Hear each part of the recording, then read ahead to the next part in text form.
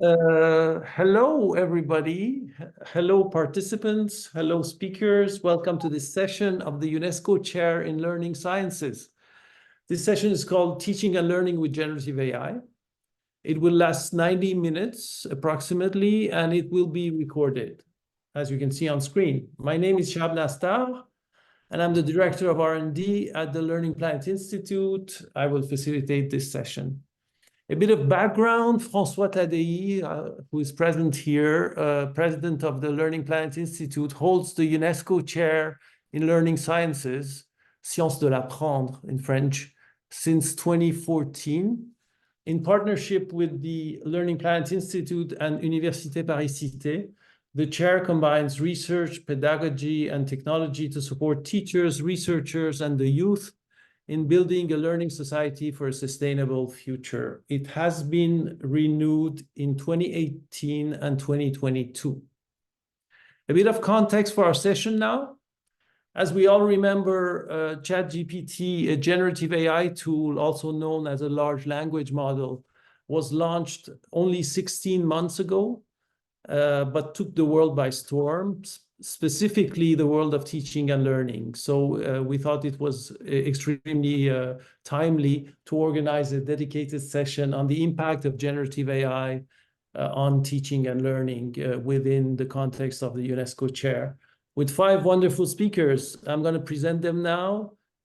Starting with Fengchun. Fengchun Miao is the chief of the unit for technology and AI in education at the education sector of the UNESCO, headquartered in Paris. He's also a professor on leave in AI and education.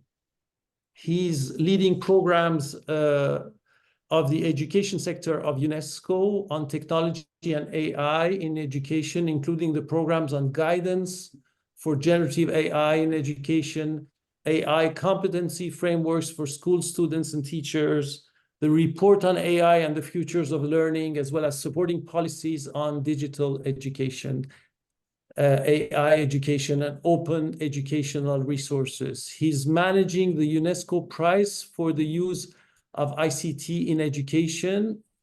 He's the education focal point of UNESCO's intersectoral task force for AI, intersectoral programs on the implementation of the recommendation for the ethics of AI, and the inter-UN agency working group for AI.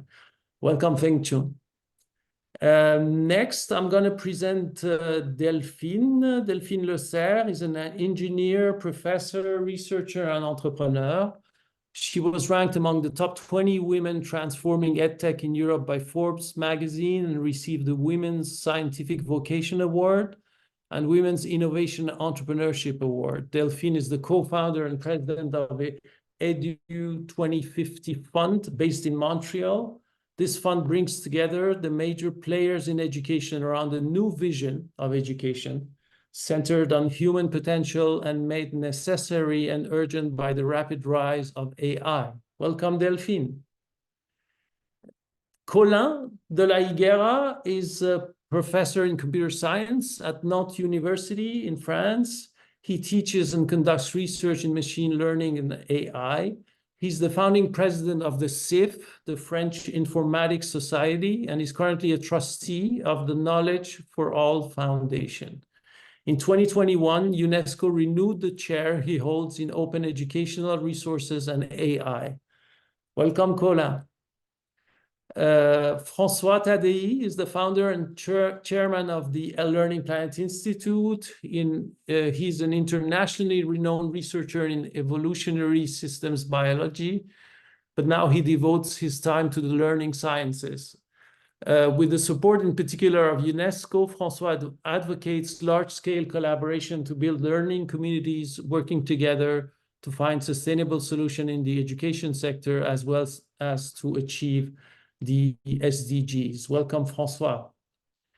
Last but not least, Justine Cassell currently divides her time between a position as Dean's Professor of Language Technologies in the School of Computer Science at Carnegie Mellon University and a position as senior researcher at Inria Paris. Previously, Justine was faculty at Northwestern, University, where she founded the Technology and Social Behavior Doctoral Program and Research Center. And before that, she was a tenured professor at the MIT Media Lab. Justine has received the MIT Edgerton Prize, Anita Borg Institute Women of Vision Award, the AA Mass Test of Time Paper Award, and the National Academy of Sciences Henry and Brina David Prize for Social Sciences applicable to policy. She's a fellow of the AAAS, Royal Academy of Scotland, and the ACM. Welcome, Justine. Very briefly, here's how we will organize this session. Each of our speakers will take the floor for a short presentation that will last less than 10 minutes. If they wish to do so, the other speakers after that can react to each presentation with follow-up remarks or insights. If time permits, once they've all spoken, I will ask them additional questions. But more importantly, the participants will have the opportunity to use the chat room, not the Q&A room, the chat room, to ask questions to speakers. I will select some of these questions and read them out loud, and the speakers will answer. Hopefully, we'll have time for that. So please, participants, you can start using the chat room at any moment during this session to ask questions. All right, let's start with the first presentation with Fengchun Miao. Over to you, Fengchun, and please share your slides as well.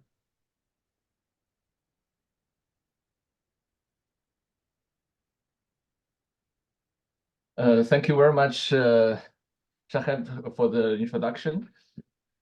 Dear distinguished participants, fellow speakers, I have the honor to share our thoughts from UNESCO and what we are doing shortly. First of all, what UNESCO has been doing in the field of AI and education. We started this work quite earlier in 2017, and we organized the first international conference on AI and education in 2019. I think François was there in Beijing, and we released the Beijing Consensus. And then we have been focusing on several areas. First of all, we have been focusing on the support to member states in terms of developing AI and education policies. With this, we have the Beijing Consensus, the first consensus on this topic. We released a guidance for policymakers in 2021. And so far, we have organized more than seminars for more than 50 countries in terms of the interpretation and localization of this guidance based on different languages, for example, French language, Arabic language, Spanish language, and English language. And at the same time, we have been watching the trends of AI and its application for education. So, of course, from UNESCO, we have the recommendation on aspects of AI is from other sector, not from education sector of UNESCO, but it's a house-wide recommendation. And we conducted several surveys on the use of AI in education to our member states. At that time, 193 countries. And then last year, in view of the generative AI, we released the guidance for generative AI in education and research. And we also have been working with on the development of AI competency framework for school students and also for school teachers. Based on the mapping of K-12 AI curriculum, we published a report. And then we would like to launch these two AI competency framework this year, hopefully in June, if not at least in September of this year. And over years, starting from 2019, we have been organizing annual international forum on AI and education. So far, we convened 4 forums from 2019 to 2021. And in 2020, over these 4 years, we reached more than 10,000 participants, including more than 100 ministers. And the participants are from almost all the member states. At least 120 according to our statistic. And last year in 2023, we organized one ministers roundtable on generative AI, and then we launched the new annual events flagship event of UNESCO in digital learning, the Digital Learning Week 2023 in September. And this year we will have organizing the second edition of this Digital Learning Week. And we are planning 5 regional seminars on AI competencies for more than 100 countries, around 130 countries. So in terms of the publications, last year we launched the guidance for generative AI in education and research. At the same time, we're also drafting a report on AI and the future of learning. Dear Fengchun, we see still the title slide here. Okay. Maybe you can, are you running the next slide maybe? Yes, I'm running, I'm still in this slide. Okay, and with this, you know, I would just want to highlight a couple of publications. We have 4 publications, actually 5 editions, 5 language versions among the top 50 UNESCO publication in terms of consultation and the download. UNESCO publication means all the publications across a different sector, not only education sector, but also science, culture, and the CI sector. Among all the publications, we have 5 in top 50 publication, and 2 of them are among top 10. For example, generative AI education and AI education guidance for policymakers. Both of them are among top 10. And before we talk about the teaching and the learning with the generative AI, based on the guidance for policymakers, I would like to see that we need to create the enabling or conducive policy context. Without its context, the teaching and the learning with the generative AI will never happen as expected. With this, we recommend to all the member states that all the government need to regulate the ethics of AI education, maybe in general, AI in education first. And secondly, very often it's neglected by the government. We need to promote the design and the use of AI for inclusion and equity in education, especially for people with disability. And then third one, to build the AI competency for teachers and students as the cornerstone of the teaching and learning with the generative AI and even other kind of AI. And then we exploit the potential of emerging AI, including generative AI, to support probably the future of learning. So that's the roadmap we would like to recommend. With this, I would like to share some key message about our guidance for generative AI in education and research. First of all, what kind of methodology we should use? We should design to examine the appropriateness of AI in education. I propose this human-machine collaboration model. From the human perspective, we need to analyze what do we mean by human, especially at different levels of our behavior. For example, at individual level, human interaction level, including the social emotional development. And we all are existing in certain government under sovereign states. And then we have our interaction with the environment and ecosystem, especially in view of the climate change. From AI perspective, we need to unpack AI. What do we mean by AI? Because AI is a moving target. Moving is changing almost every day. We need to find out what are the key technological steps behind AI. So for me, we need to think where the data are produced, where they are stored, who manages them, who owns them, and who have the access. Dear Fengchun, we can still only see your very first slide on screen. Please scroll to the slide you need to show us. I'm not sure what happened. Let me see.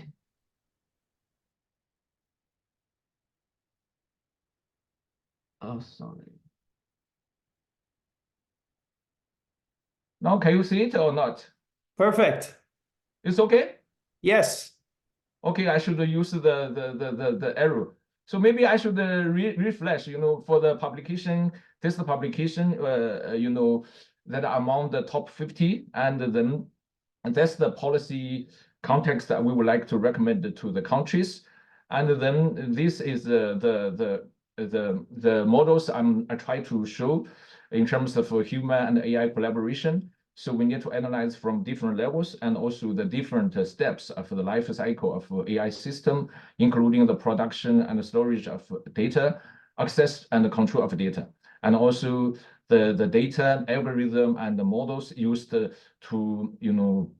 push and recommend the decisions and also to come up with outputs like the generative AI. And we also need to think of the interface and the different devices of AI.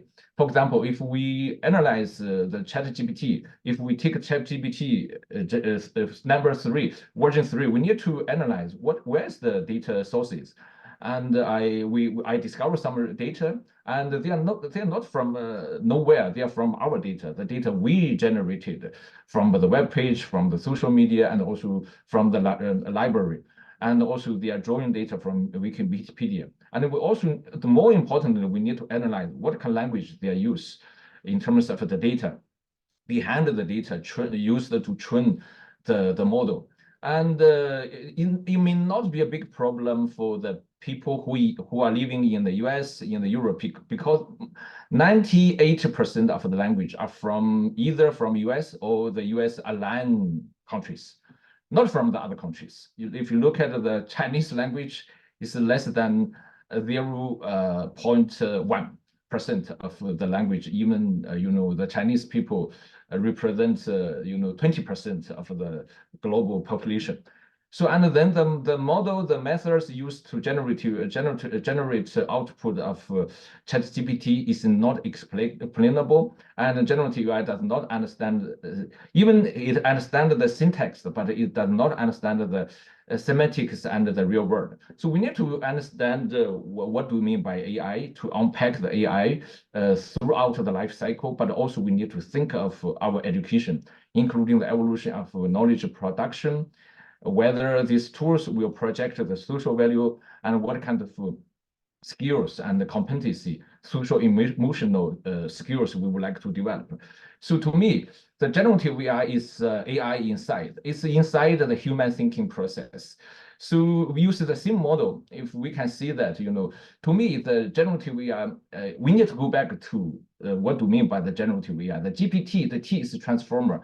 Transformer meaning that in our definition of the guidance, we define the GPT generative AI as an AI technology that can generate content across symbolic representations of human thinking. What are the symbolic representations humans are using for our thinking? We have the language, natural language. We have the sound and music. We also have the video and the graphics, and we also have the computer software coding languages. These are all the symbolic representations. ChatGPT generative AI can produce content across all these symbolic representations. And then with very strong powers in terms of processing information and literature review, AI generative AI can be used as a supercharger for the information processing, especially for literature review, and especially for the photo GPT. It uses a technology called discriminator. With this, actually, GPT or generative AI, it's a kind of discriminator. It has a very strong comparative advantage to our human in terms of discriminating only those computational skill performance. For example, the numbers, the sound, and the coding language. It can discriminate immediately and auto-correct and propose the right answer. But for those kind of skills that are not computational, for example, our social emotional skills, it does not have any comparative advantage. It's really, really disadvantaged.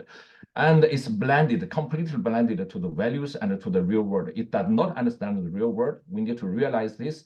And from the human's perspective, even we know that generative AI could possibly be a supercharger for high order thinking, but the generative AI will not help us to create or provoke motivation from our students. It's not okay. This student does not have a motivation for innovation, for inquiry, for creativity, and then ChatGPT can help him or her to have motivation. No way.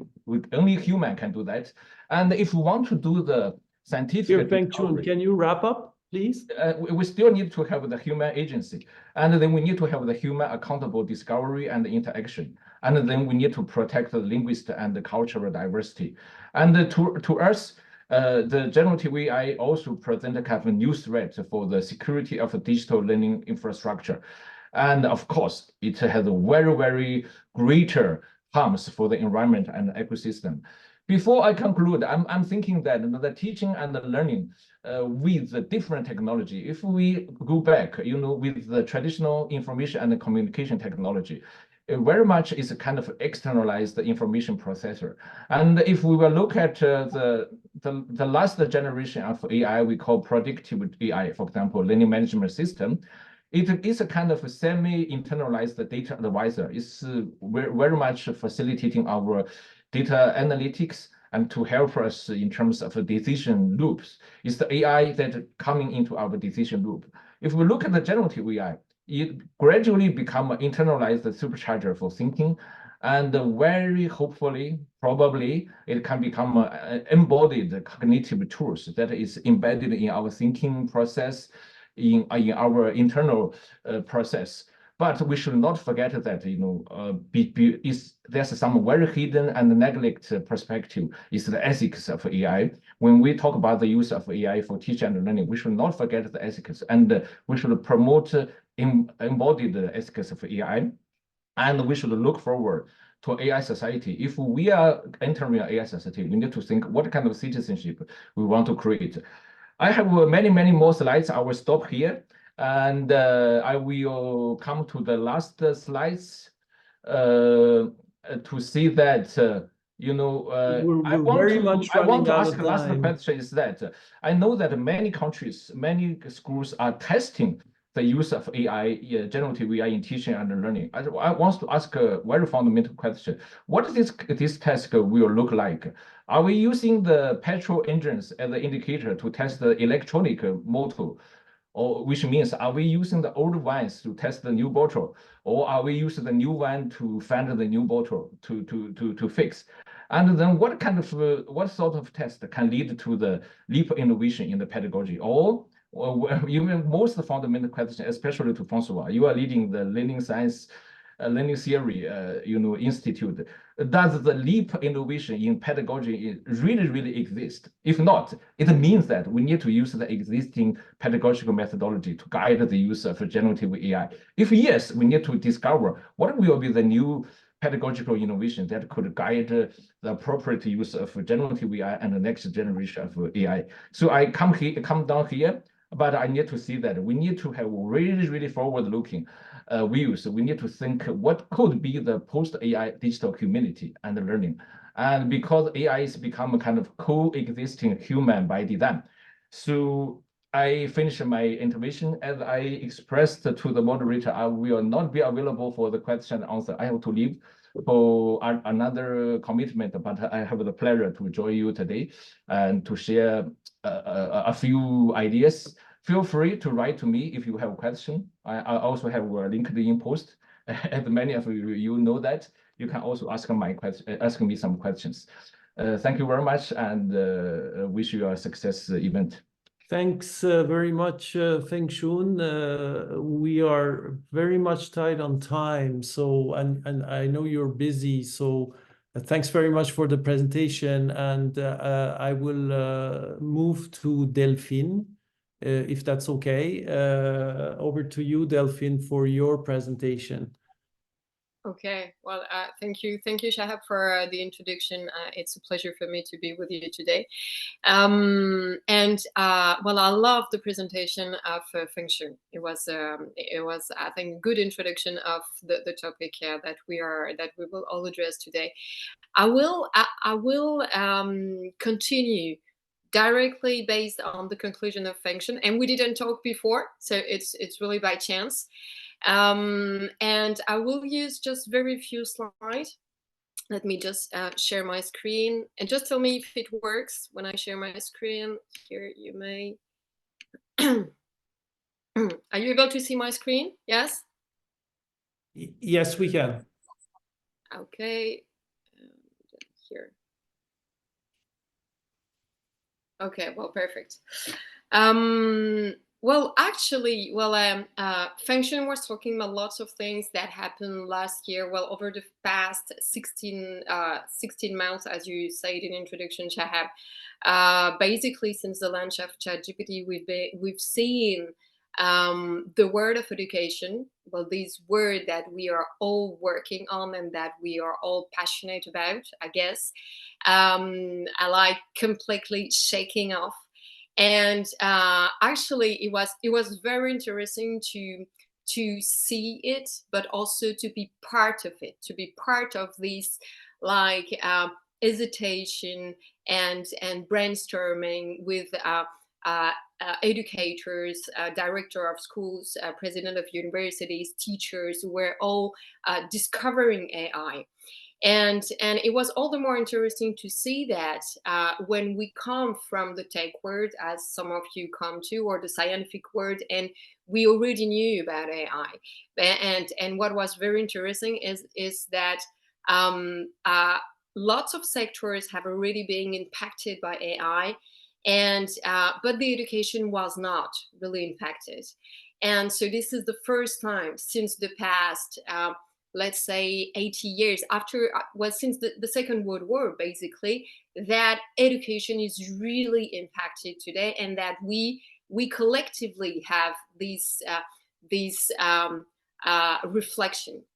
Well, as for us in the Foundation Edu 2050, what we have done over the past almost 2 years, well, with the focus on the past 18 months, is that we collaborate with schools, well, high schools, and also some universities here in North America. We're located in Montreal, in Quebec, Canada. And what we've seen is that first, schools were really focused on the tools, how to use the AI tools, how to use the AI solutions, how to help their teachers to cope with the gap, with the fact that they were discovering these tools that could help them to recognize and then to generate, to be able to communicate. And it was like the first step. And quite rapidly, I would say a year after that, so since Christmas, November, December 2023, they realized that they were facing like a larger revolution, and that what we have to do, what we should start as a reflection, is to really to rethink education. So it's as Fengchun said, yes, we have today we've worked with schools and universities to design the AI policy, their AI statements, to train teachers on how to use the right tools, and to train also the students, because it's also about them. They are the core of the reflection. But today is like the top management, if I can speak that way, of schools and universities, they're really realizing that the purpose of schools, the purpose of education, that is to prepare human beings for their future life when they will be adults. Well, basically that has been the purpose of education.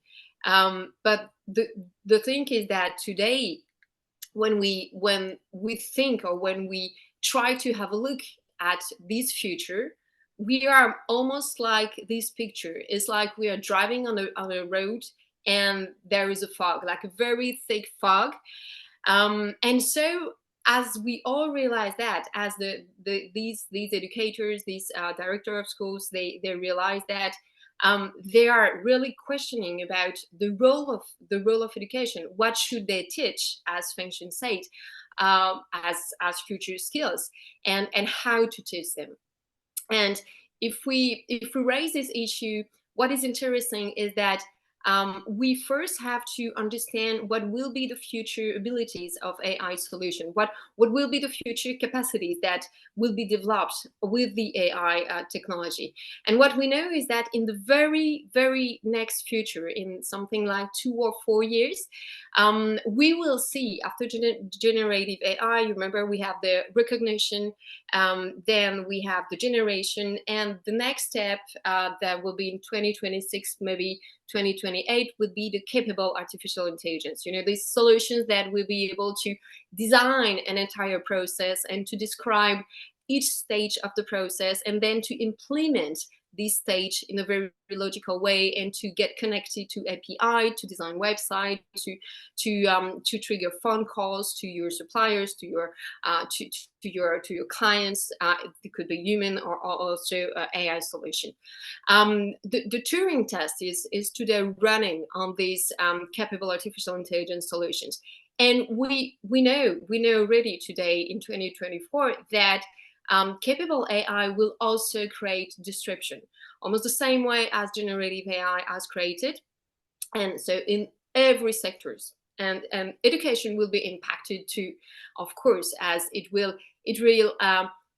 raise again the issue of what should we teach at university, because basically when you're students at university, you learn about process, you learn about how to design processes, but you also learn about how to build processes in real life and how to launch them, how to coordinate them.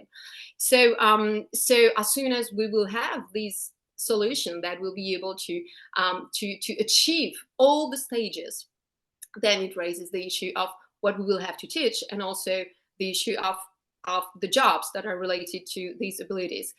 So as Fengchun said, it raised the issue of this new society that we are building today, and with the AI and human collaboration, as Fengchun has revealed. And when we think about that, and for the future after 2028, and this is what we're trying to do at 2050, is that we are trying to look at the society in 25 years, so in 2050, and it's like the fog is thicker. So we don't really, well, for today, the fog is thicker because nobody on Earth today, even if we are able to create scenarios or forecasts based on what we know today about the AI solutions, nobody is able to say what will be the future abilities of the AI solutions. And all the more as they will be running on quantum computers quite soon. So the only thing that we know, and which is very congruent with the presentation of Fengchun, is that there are plenty of scenarios today, and we are at the crossroads. And this is right now, this is today that we are building actually the scenario or the path that we would like to engage as human society. And of course, you all know that there are these like 50, 100 scenarios that we can move on, and that basically we have these also two scenarios. So the loss of control, that is not something that we can just put away, that we have to be aware of in order to avoid it. and the human flourishing scenario, which is the one where AI could help humanity to find solution against climate changes, and also to cure very important disease, and to help basically each human being to use AI in a very careful way in order to become what we call their best version of themselves. And basically, when we think about the role of education, and when we start this reflection about, okay, we need to rethink education, but what is the starting point of this rethinking process? Maybe the starting point of the rethinking process is here, is maybe the role of education is to contribute to the human flourishing path. And it's, I was preparing like these few slides for this meeting with you this morning, and I find very interesting to go back to the Greek philosophers, because actually when you look at what Aristotle, for instance, were saying about education and about the purpose of education, and as we are thinking today about what could be the new purpose of education, if we are not just preparing human beings to be financially independent, to be independent financially, well, the purpose of education could be the one these Greek philosophers showed us. And here there is this quote of Aristotle, who put the emphasis on the fact that the purpose of education is identical to the purpose of mind or mankind. And it's about helping human to flourish, basically. So maybe that could be this starting point of this new reflection. And this is around this theory that we have built this methodology that we call the Moon methodology, that we are testing. We will start to test it next September in our first school here in Montreal with very young kids. It would be like the first elementary school. And this Moon methodology is inspired by the SDGs, basically, and also by some work from the Human Flourishing Center of Harvard. We have these 4 letters, MOON. The first pillar, the M, is about the knowledge that we should convey about the me with myself, which is teaching or developing this self-knowledge about your talent, your emotion, as Fengchun said, socio-emotional intelligence. What are my talents? How to develop my talents? And how AI could help to develop my talents? What are my emotion? How to deal with my emotion? How to accept my emotion? To be like an entire human being with the age of human. Delphine, we're running out of time here. Can you wrap up? Yes, I can. 20 seconds and it will be done. This is my last slide. So basically, these 4 pillars, with the knowledge of who I am, me with others, how to deal with others, how to interact, how to collaborate instead of being in competition. Third pillar, me with object, which is how to teach human beings to behave and to control artificial intelligence in order to make the best of it. And the 4th pillar, that is a very important one too, is the me with nature, not only about protecting nature, but really to reconnect with nature. And we think that this methodology that we will be testing next September could be the first point of this how to rethink education to create this flourishing society for the future. So this is what I wanted to present with you today, and thank you for listening, and feel free to ask questions. Thank you, Delphine. I want to ask if the other speakers have any remark on Delphine's presentation, or a follow-up thought or something. It's optional. Not sure. So maybe we'll keep the questions for the end. We're getting questions from the chat room, and we'll ask all speakers the question towards the end of this meeting. Let's move on. Thank you, Delphine. Let's move on to Colin. Over to you, Colin. Take it away. I think you're on mute.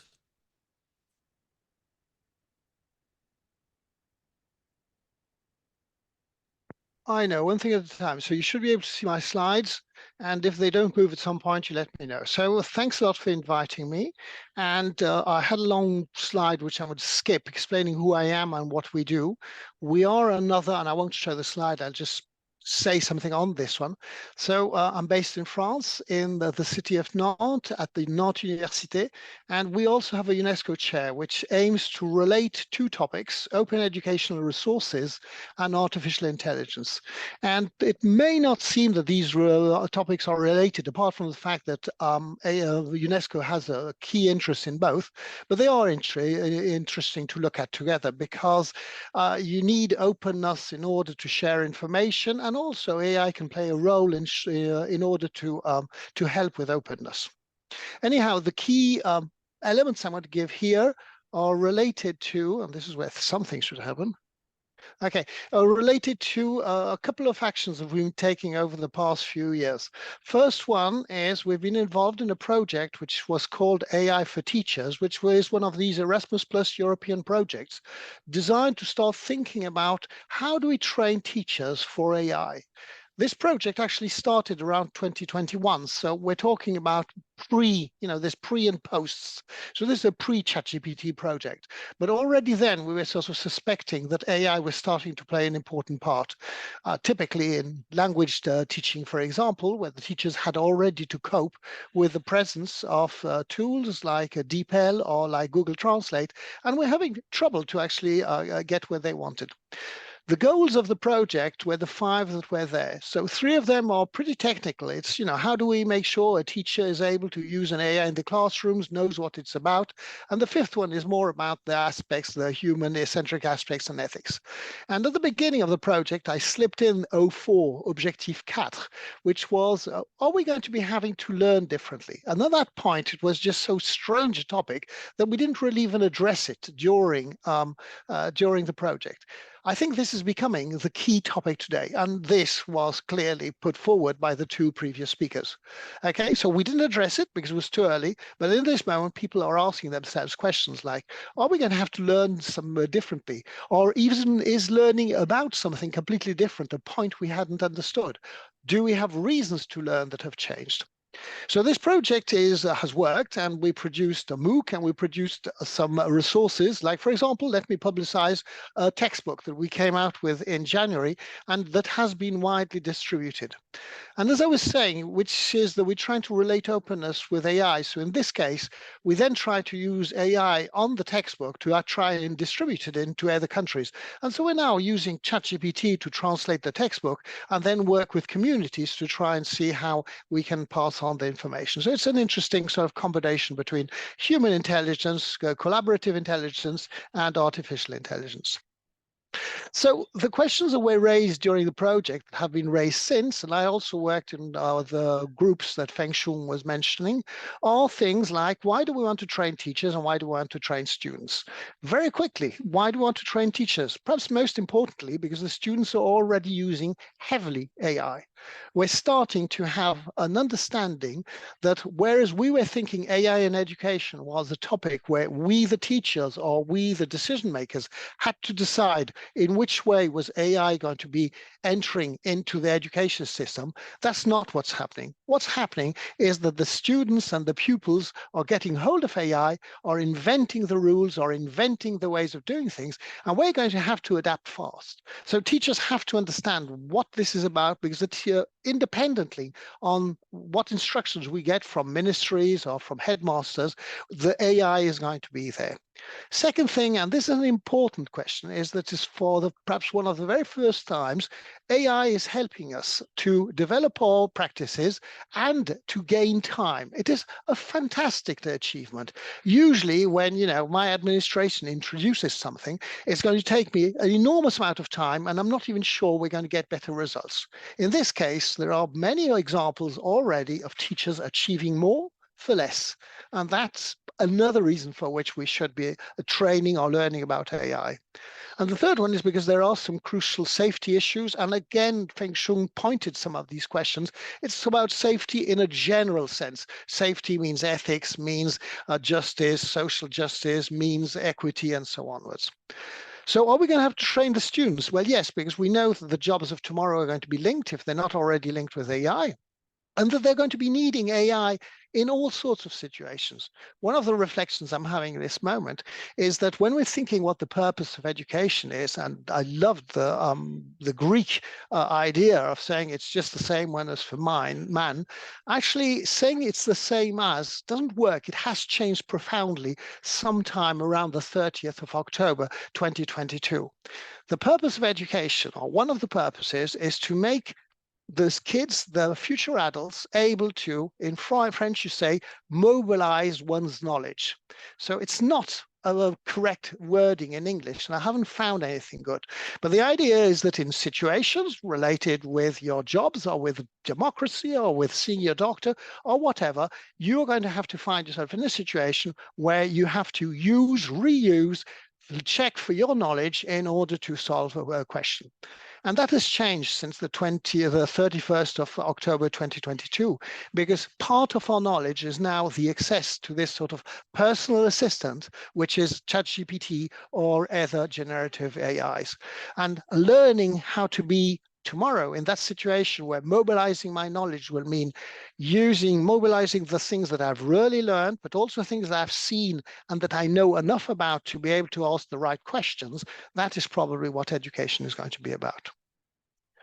Okay, so why now? This is the big question. I'm not sure we're going to be addressing it today, but this is what we're working on at this moment, because as I said, this is what we didn't work on during the project, is why learn? And even worse, why bother to learn? Right? This is not a rhetorical question. This question is arriving in the classrooms, at least in France. This is the question that the teachers, the language teachers, are having.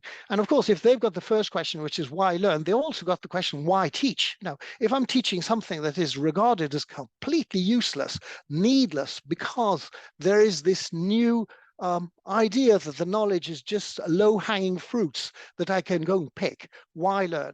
So I'm not going to say, obviously, that you don't have any reasons to do this, but what I'm saying is that we have to profoundly have a reflection on this topic to come up with the real reasons, probably related with what I was saying earlier about mobilizing knowledge, right? To understand why we want to learn, and why we should learn some things with AI and some things without AI. Conclusion. So not a conclusion. In this case, yes, it's a mist in front of us. So saying conclusion would mean, I know what's happening next, which isn't the case. But AI is a developer here. So developer, you remember when you used to take some photographs, you had this product that you would put on the photographs to at last see what was happening. And if we look at what happened with the biases, it was a developer. At some point, we started saying, oh, AI is full of bias, until we realized that basically what AI was doing was just showing us the biases we had in the data and therefore we had in society. Last year, when AI, ChatGPT, and so onwards arrived, we started saying, oh, it's terrible. This is really bad. Our grading system is in danger. Actually, our grading system was in danger before. We were already doing things very wrong. There were a huge amount of students and pupils who were getting their essays and their work done elsewhere, perhaps paying, or perhaps because they had big brothers or just their parents. So things were wrong, but all that happens here isn't that ChatGPT is creating a problem. It's just showing us a problem that was already there. And the third point, and I won't have time to develop it because that would take me another blah, blah, blah, right, is that somehow ChatGPT, because it's able to concentrate on what allows us to achieve grades, good grades, is showing us how stupid we were to concentrate on these grades in the first place. And somehow how my own students are only interested in, what happens at the end of the year when they get their grades. But in a way, this is enforced and shown by this sort of artificial intelligence. Voilà. These are the topics we're trying to work on, and I hope to have any questions on this. I'll be happy to learn. And I haven't even been told by Shahab to shut up. Perfect. That was perfect, Colin. You even made it shorter than 10 minutes. Thanks a lot. Anybody want to react to what Colin just said among the speakers? No, but we're getting quite a bit of questions that we'll ask towards the end. Next up is François. François, over to you for your presentation. I think you don't have slides. Yeah, I don't have slides, but I've seen many questions in the chat, including people asking to share slides. So thanks for the other speakers that have done slides and that will be sharing them. So that's the first point. And also thanks for the brilliant intro and very inspiring, thought-provoking presentations. I think that it's quite clear that there is a before and an after in what we've said, and in at least the practice of learning, but also in the purpose of learning. And so there is very different ways of addressing what we heard and what's happening. One is to say, can we optimize learning as it was in the AI age? Or do we need to radically redefine what learning is in the AI age? That's two very, very different perspectives to the same situation. And most of what's done is you know, how do I prevent my student from cheating? You know, that was one of the questions in the chat. You know, of course, you know, that's one concern. But as Colin nicely said, you know, students were cheating before. They were just using other means of cheating. And so, you know, what they were trying to do is to have good grades because that was the rule of the game. But is this the most meaningful game that education can provide to young people? Or is there other purpose that we should have? And, you know, the typical education system transferred the knowledge of past generation, assuming that will be enough to survive the rest of your life. Okay, that was the initial setting. And that was sort of true. I was just discussing with Muriel Pénicaud, a former French Minister of Labor, and she was giving very interesting data this morning. She was saying that in the 80s, the average duration of a competence that you've learned in school was around 30 years. According to OECD, today this is 2 years. And in the digital world, it's only 8 months. And I guess in AI, it might be a few days or, you know, maybe minutes. So clearly, this acceleration makes quite clear that, you know, our competence need to be upgraded throughout our life. So learning to learn and learning to be able to rise to the challenges that we are facing, I think is something that is likely to be true for a very long time. And indeed, we have lots of challenges. And there is interesting pedagogies, some of which, you know, predate AI by decades, that have invited young people to learn to face the challenges that are the personal challenges, the me that Delphine was saying, but also the collective challenges that can be the relation to others or the relation to nature, and the relation now indeed with the machines and with all the objects. So I love this, you know, moonshot perspective that Delphine presented before. But now we have to think, you know, what are we preparing our students for? You know, are we preparing them for the jobs of yesterday or the jobs of today, or for the foggy future that's, you know, Delphine shows the clearest picture we can have about the future, is that it's somewhat unpredictable. But in this unpredictability, there's a few things that are some islands in these oceans of unpredictability. There are some islands of things that we know for sure. Like, you know, the kids of today are going to be the adults of tomorrow. Okay, that's relatively certain. But they will be living in a world that is probably different from the one that we were living in. And so we have to prepare them for this uncertain period. So clearly they can learn from AI, they can learn about AI, but they have to learn in the AI age. And those three things are somewhat different. And so clearly they can learn from AI, even though there is lots of pitfalls and many have been discussed by the previous speakers. They can learn about AI because this is a black box, and they have to understand, you know, the biases that are there, and they have to develop the critical thinking, as someone was saying in the chat quite clearly. But they should also learn about other black box, like, you know, our own brains are black box to us. Okay, and we are, you know, learning beings. Machines are learning machines. Can we learn in this about the way those things work and how do they interact? And we can learn that, you know, machines are. That's the latest papers just being published these days. Machines are very good at manipulating us. Okay, no big surprise. I mean, humans are pretty good at manipulating each other. It just happens that machines are even better than we are at manipulating us. So, you know, we have to have this critical thinking not to be too manipulated quite clearly. And so we have to understand, you know, our own bias and the ones of machines. But we also have to learn about things that, you know, machines don't know about. You know, being a human, no machine knows what it is. Okay, they might write an essay about it, but they will never have a deep feeling about what it means. But, you know, how do we acquire that understanding? That's the M of the moon that Delphine was saying, you know, so that's probably something that we have to put more emphasis on. And this ability to understand not only my needs, but the others' needs, my resources, the others' resources, the resources of this planet and the needs of this planet. And can we find some match between personal needs and resource, community needs and resource, planetary needs and resource? And, you know, I like what Colin was saying about the link between AI and open education resource. I think more generally, for me, there is 3 types of commons. There is the digital commons that Colin was talking about. There is the natural commons, which is, climate, oceans, and so on. And there is, sort of the human-made commons, including democracy and, living in society and so on. And we have to learn about those commons, and we have to learn to protect them. We have to learn to nurture them. And we have to learn to contribute to them in a positive way, rather than, letting them being privatized or destroyed or exhausted, because otherwise the whole society will be collapsing. So we have to think of ways to nurture those commons.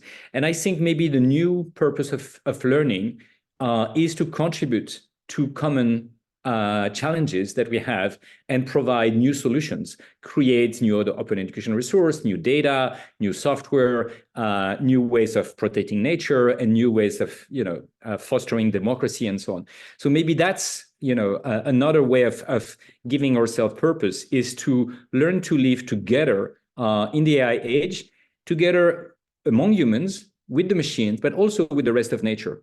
And I think there is a very interesting new perspective that AI opens there, which, for me was completely out of my personal radar. And I don't know about you, but I recently learned that the same way large language models can be adapted to any human language, some scientists are trying to adapt them to whales language, dolphin language, different animal language.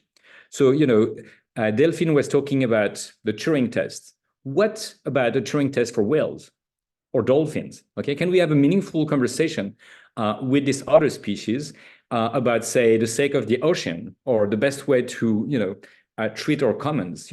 So, citizenship will be very different. The original citizen was a man in arms defending the city walls because that's what they had in commons.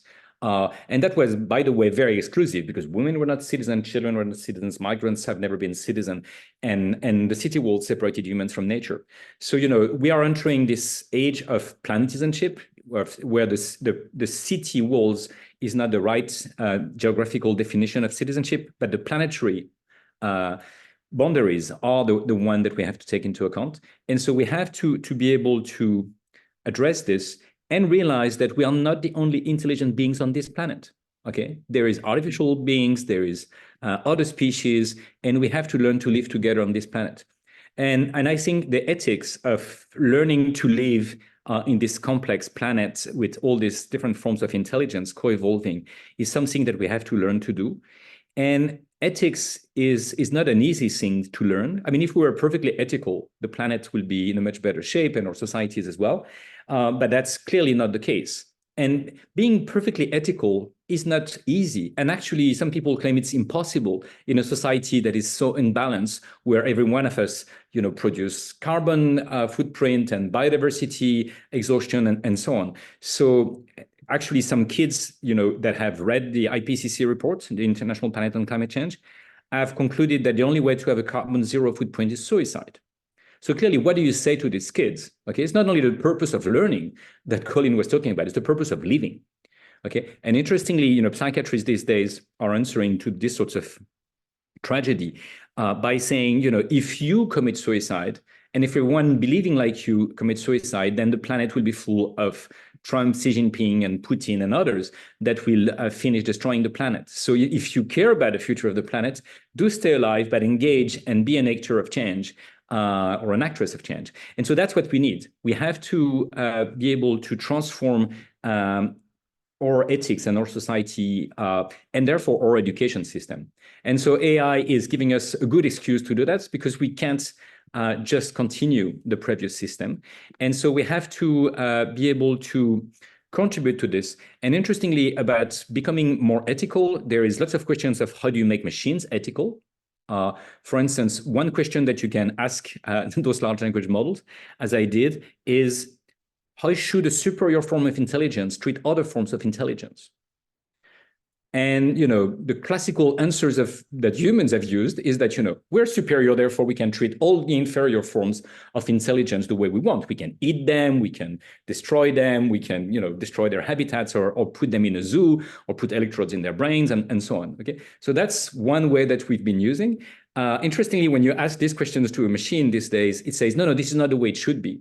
A superior form of intelligence should know to respect every other forms of intelligence, which I think is a more interesting and hopeful answer. And maybe that's what we should be learning. And so indeed, what has been shown, and I go back to Shahab organizing a very nice sessions on this with Martin Gibert, which is, how can we co-evolve human ethics and artificial ethics, the same way we should co-evolve human intelligence and artificial intelligence. And I think, this is very interesting to see that, in fact, machines can help us to be more ethical if we know how to program ethical machines. And that's a very interesting question that we could be discussing further later. And ultimately, I think that, AI today, there is already very pragmatic things. And again, I tribute to Shahab and his team here. They have developed an AI that can help us to know about the challenges that we're facing, that we can know about the Sustainable Development Goals. And it can help us navigate in these oceans of fake news and, very uncertain quality of knowledge and information in the web by being trained on very precise resource, and it can help us to develop critical thinking and to know what are the resources. So, the software that Shahab can discuss about later, or maybe share on in the link in the chat, is called WeLearn, and that's basically the sort of things that we are developing. So I think AI can help us face some of our challenges, but I think that means that we have to profoundly rethink the purpose of education. So instead of competing for yesterday's knowledge, which is in the machine anyway, and be second-rate intelligence on this planet because AI will be better than us, we have to learn to face the challenges of today and build the solutions of tomorrow, build the commons of tomorrow, build the society and the planet of tomorrow. Thank you. Great. Thanks, François, including for the publicity on WeLearn. Any reaction from the other speakers to what François just told us?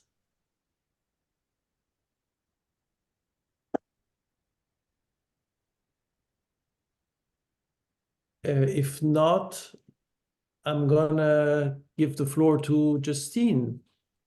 Thank you.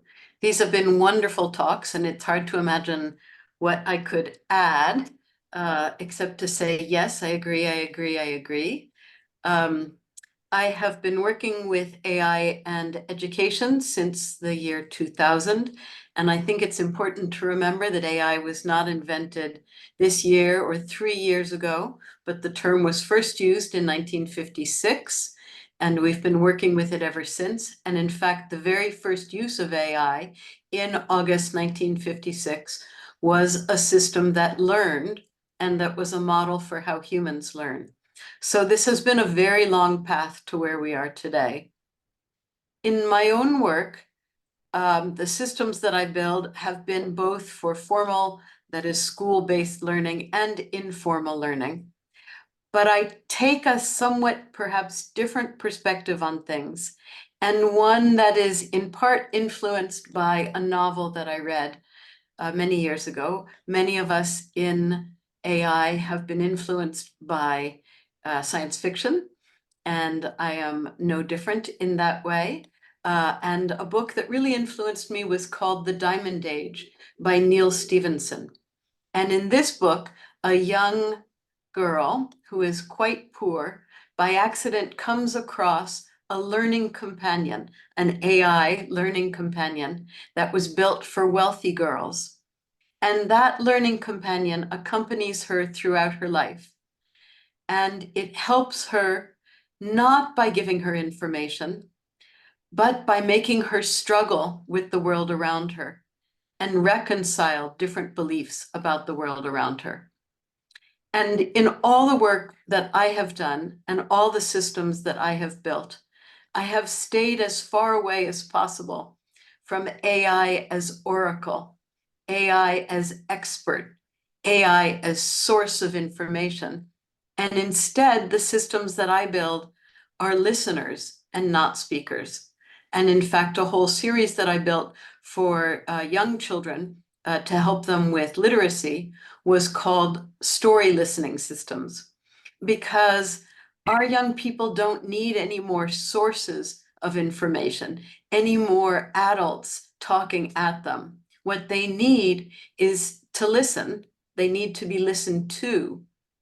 And I note that Piaget defined learning as the struggling with a perspective that is different from one's own. And Piaget really was perhaps certainly one of the most influential theorists about learning.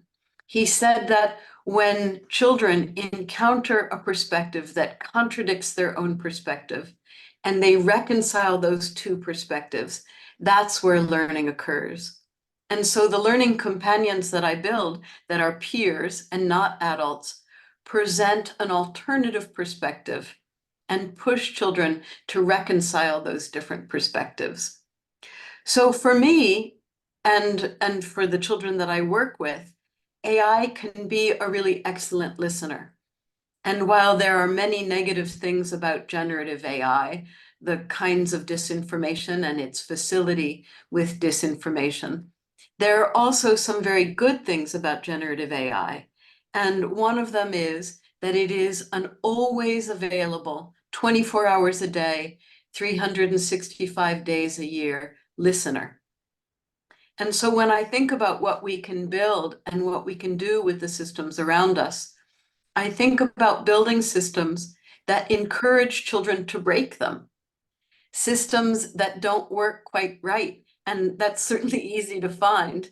I asked ChatGPT, given that it takes a woman 9 months to make a baby, how many months does it take 9 women to make a baby?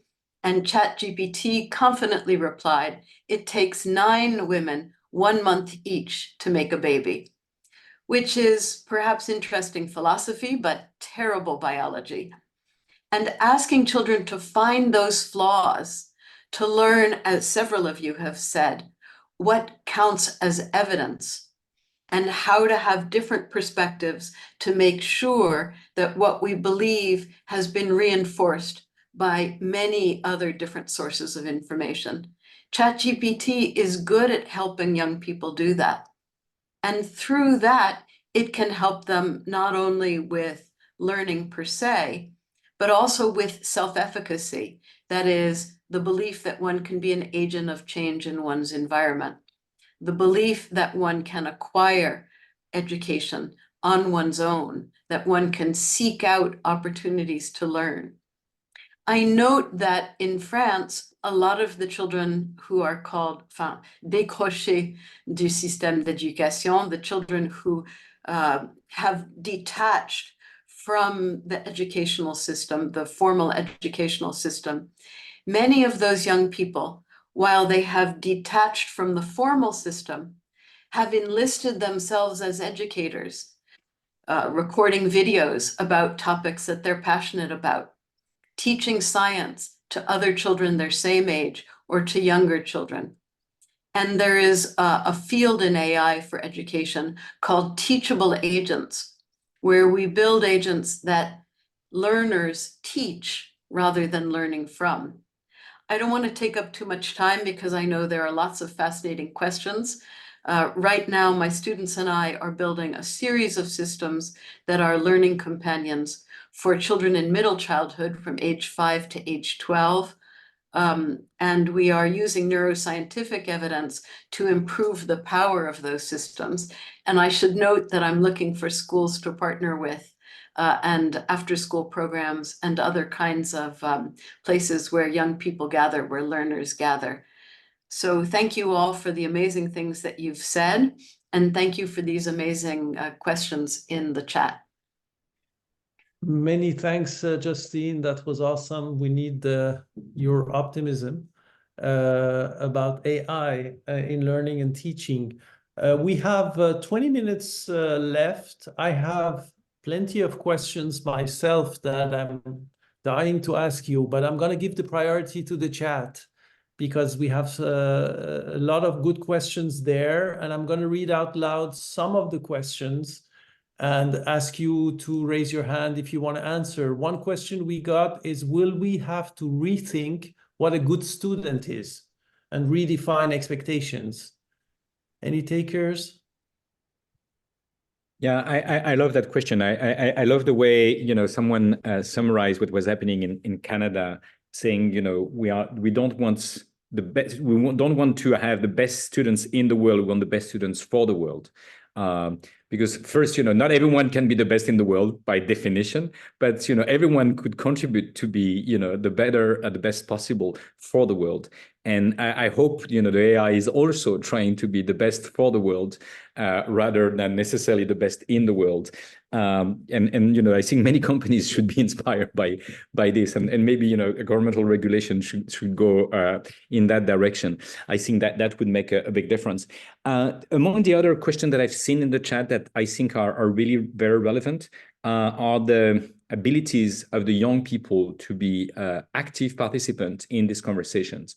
And I'm sure, you know, other people in the panel will agree and would have their own contributions around this.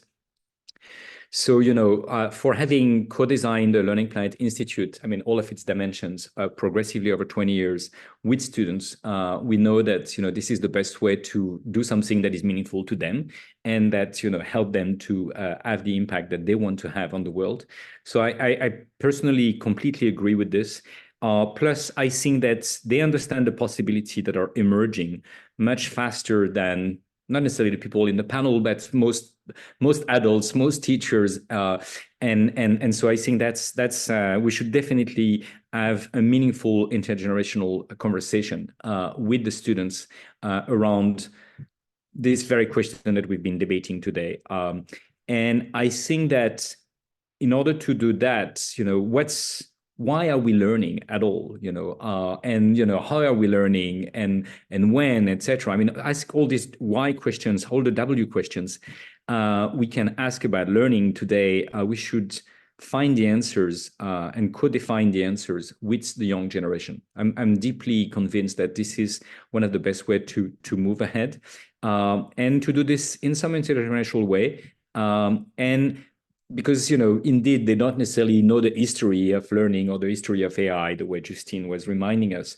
And I think it's very important to enlarge their perspective, but not by giving them all the answers, but, you know, are inviting them to ask meaningful questions about this and help them maybe co-design the solution to their very questions. So that would be my answers. I don't want to be too long and let some time to the others. Colin? Colin is raising his hand. Yeah, two little things. The first one is I agree to speak with the students. I've had conversations with my students saying, okay, let's decide together what is cheating. So you tell me what is cheating. And you get some really interesting conversations where basically, you know, the black part and the white part of the answer we agree on, but then there's a huge gray part in the middle.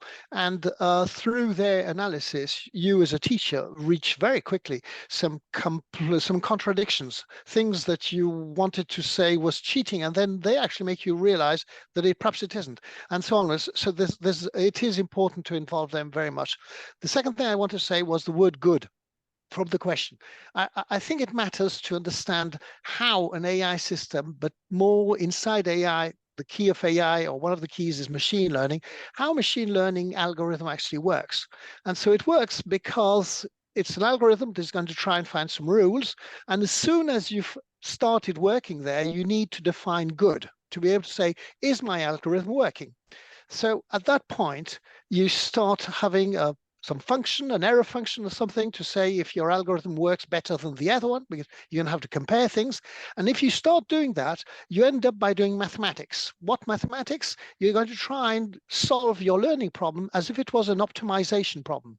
Find the function f such that error is minimum. You go to partial derivatives and you get your answer. It's fantastic what happens there. Basically, we started with an interesting question, which is, can a machine learn? How do I teach a machine to learn? And you end up by solving a stupid optimization problem, which is just obtain the best score. And the problem is that that's also what we're doing in education. Right, we are transforming the education system, which is, you know, how are we getting the best results? How many parents, when the kids come home at lunchtime or in the evening, ask, what have you learned today? Instead of asking, as they do, what grades, what results, what have you obtained today as grades?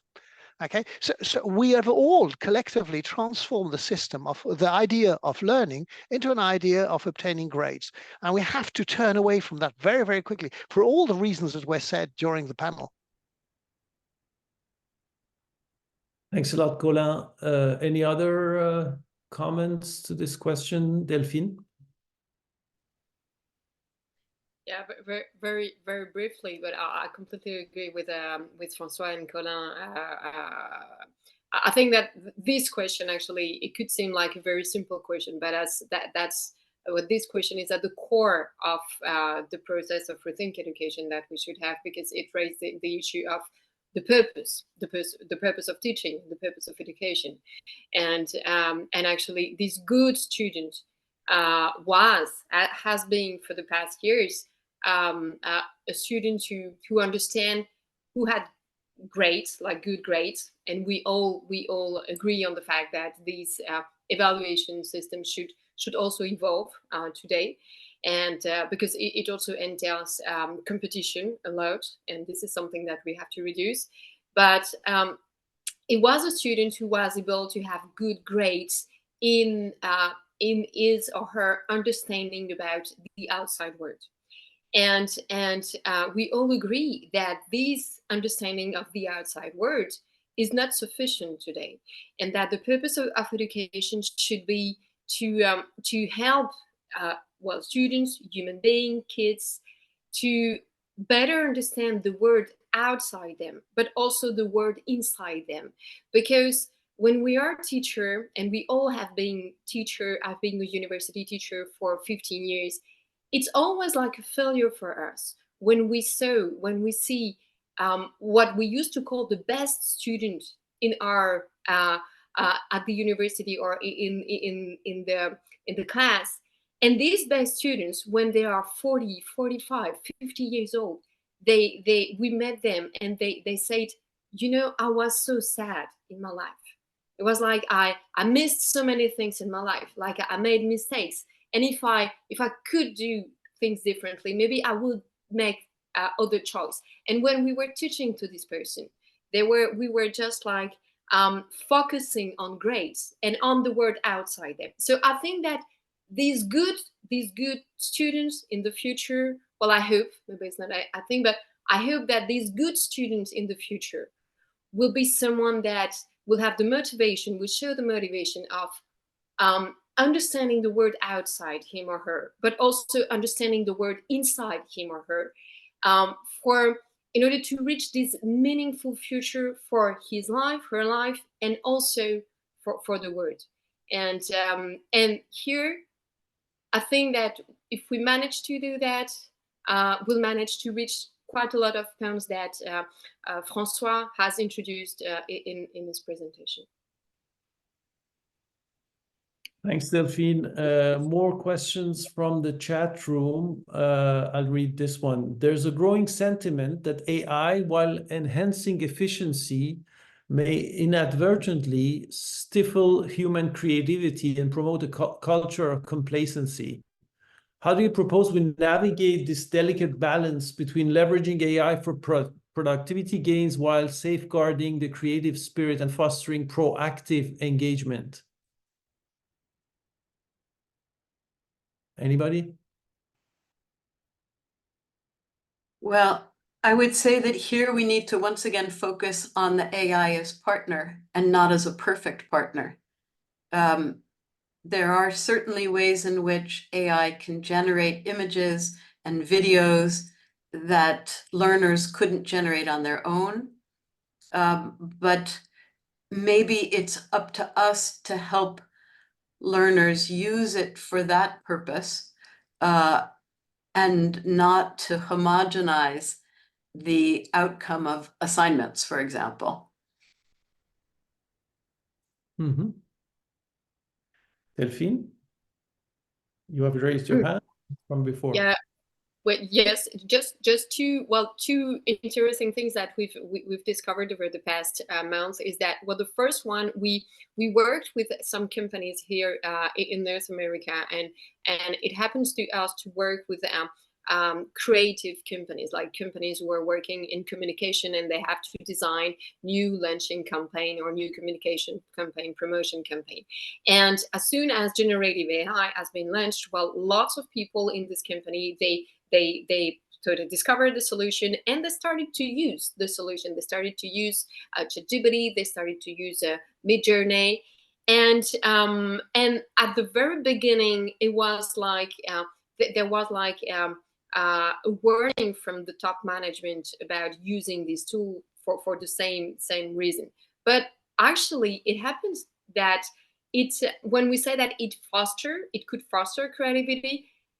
Well, first, it's true, because when it is using the right way and when it's using in a collaborative way, and it could really foster creativity. And this is also, you know, always this issue of time saving that allow people to interact as human beings and to share their cultural backgrounds, so their paradigms that generate new creativity. So what is interesting here is not to use the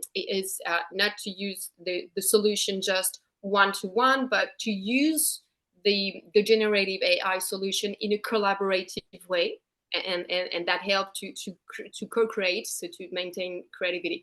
My second point here, very very quickly, will be that I think that we also have to do research on, and there are also lots of labs in the world who do research on human creativity and how to foster human creativity. And there are research already that have been done in this field, and by multidisciplinary team, and especially there is a very interesting lab in Switzerland that are working on how to stimulate certain zone in the brain in order to increase what we call the creativity and the imagination. So I think that these are two paths that we should explore more in the future.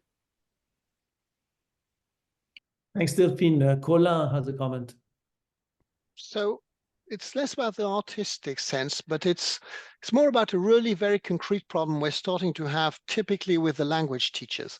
So I'm starting to reach the conclusion that there's some topics that even facing AI are still going to be worth learning, because even knowing just a bit about the topic will help us to get into things. You know, if I know a bit of history, I can still then use ChatGPT, internet, other resources to build more and more knowledge.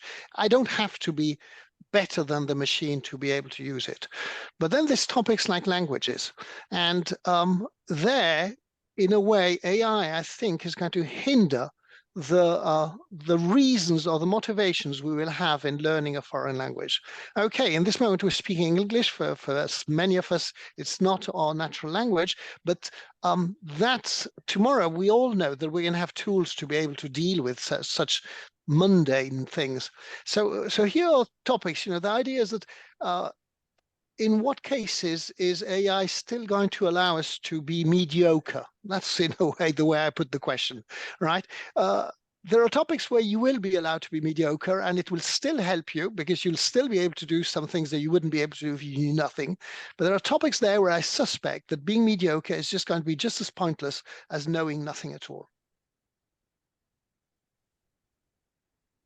Thank you. We're getting some questions about interacting with the speakers specifically, or getting the slides for those who showed slides. I'm going to answer about what we can do at LPI. We can make available the recording of this presentation where the slides were run.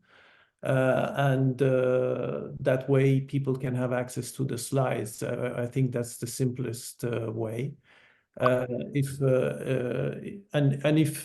people want to engage specifically with a speaker, I suggest you look them up on social media as an example, right? So that's that. There's a question I didn't hear.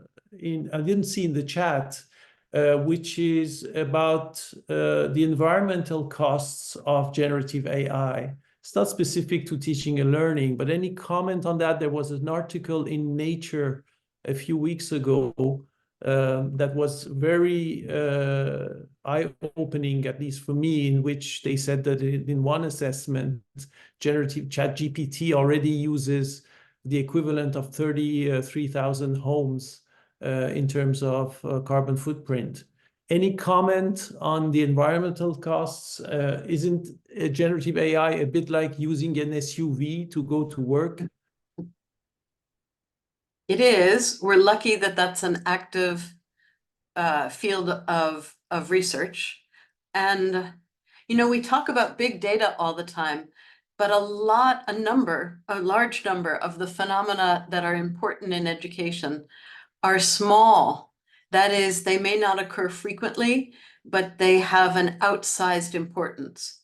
So, for example, some of the aspects of our connection to other people may not occur with great frequency, but when they occur, they are of preeminent importance. And this requires not necessarily big data, but small data. And I know my students and I are working on using smaller and smaller LLMs trained on specific databases or fine-tuned in order to address that issue. I mean, my own work is just in a very small way contributing, but I'm happy to say that other people at Inria, where I am, are working full-time on how to reduce the climate effects of LLMs. Sorry. Forgot to turn my phone off. We have only a handful of minutes left, and I want to just go around the table and hear if any of the speakers want to have a final remark.